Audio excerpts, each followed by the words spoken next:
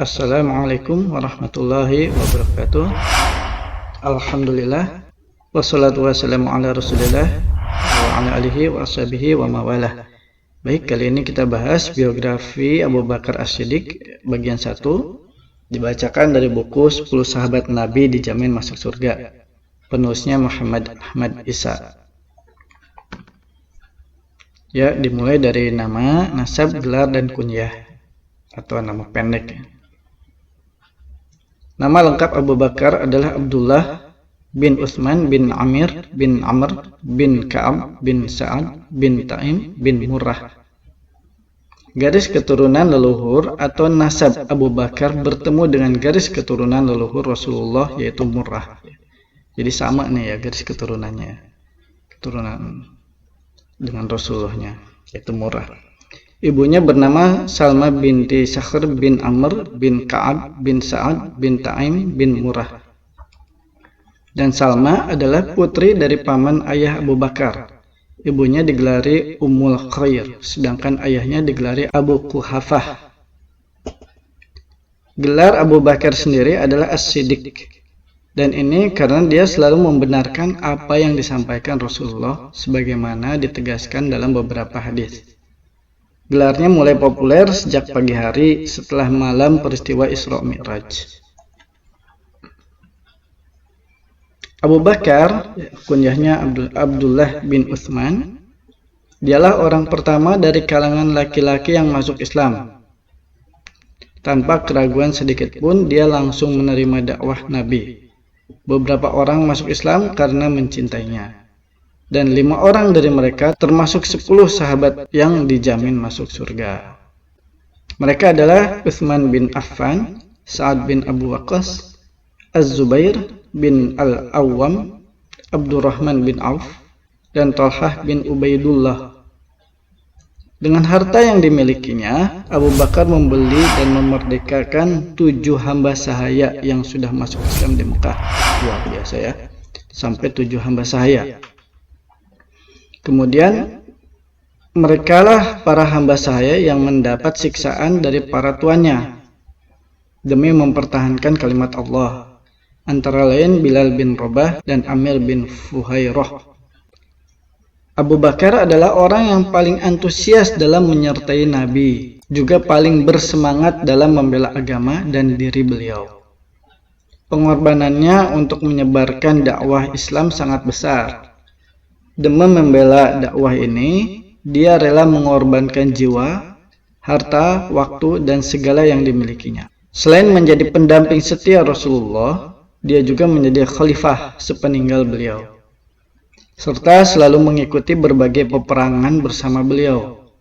Maka dari itu, dia menjadi salah satu seorang di antara 10 sahabat yang dijamin masuk surga, dikarenakan berbagai keutamaannya yang tiada tara.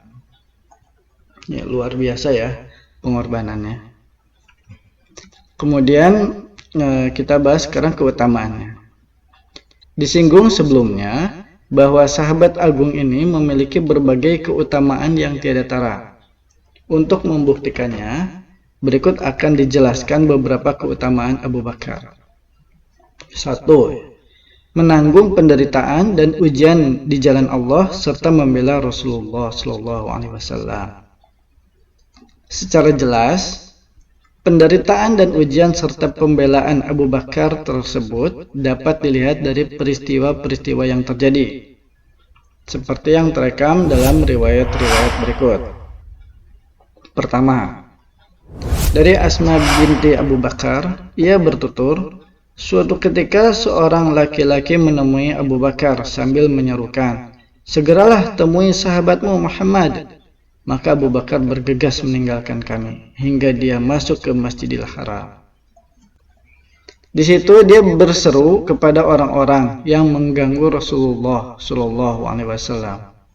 "Celakalah kalian! Apa kalian ingin membunuh seseorang yang mengatakan Robku adalah Allah?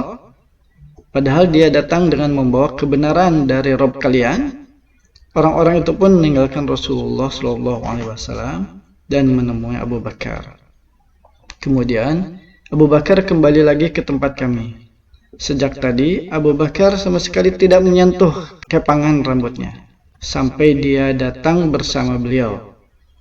Lantas Rasulullah Shallallahu Alaihi Wasallam memuji Allah, Maha Agung Engkau, Zat pemilik kebesaran dan karunia.